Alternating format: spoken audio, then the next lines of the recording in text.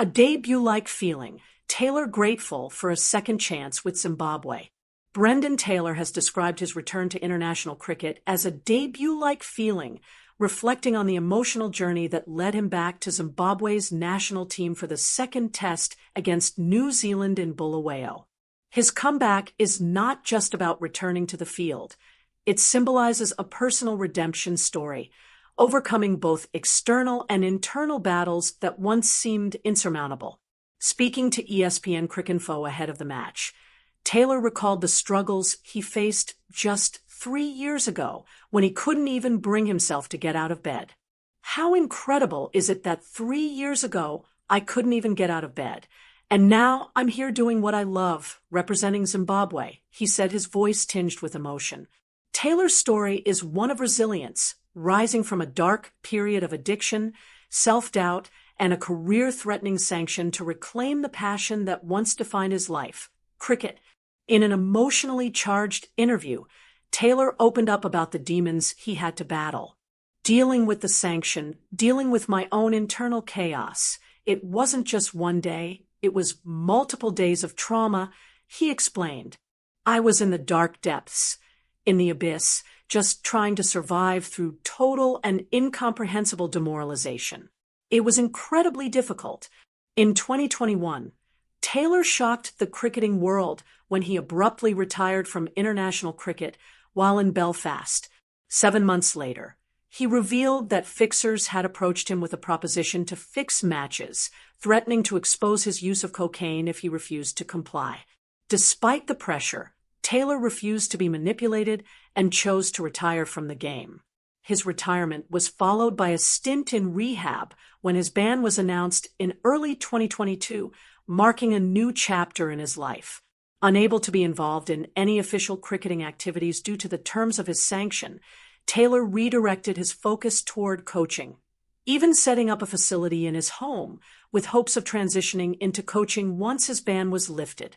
However, Zimbabwe Cricket's managing director, Givemore Makoni, played a pivotal role in convincing Taylor to return to playing with a long-term vision of the 2027 World Cup in mind. With a renewed sense of purpose after years of introspection, Taylor has embraced the opportunity to return to the sport he once loved.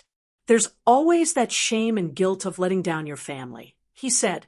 That's a tough thing to deal with. But the way my family rallied around me, supporting me, was overwhelming.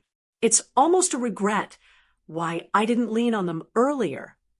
Taylor's wife, Kellyanne, was blindsided by the revelation of his addiction, learning about it alongside the rest of the world.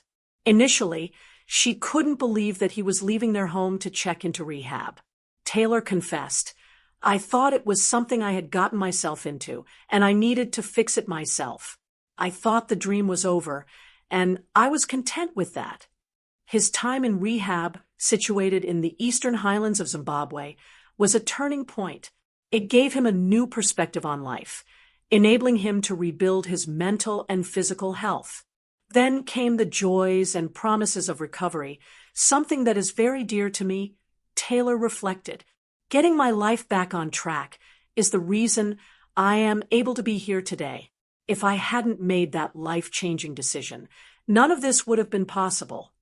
Taylor is deeply grateful for the support he received during this transformative period.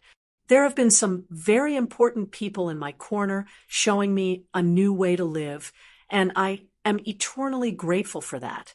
There are a few people in Zimbabwe cricket, especially the chairman and the MD, who have been absolutely pivotal in their support to having me back. As he took to the field on day one of the second test, Taylor was handed his 36th test cap, a moment that held special significance for him. It meant the world to me. It was a moment of pure gratitude and real emotion to be welcomed back with open arms. He said, it was not the reaction I was expecting, but it's certainly a moment of reflection and real gratitude.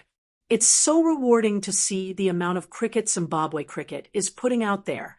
I have trained harder than I have ever trained in my life to get back here. If performances happen, that's great, but there's a much bigger picture for me.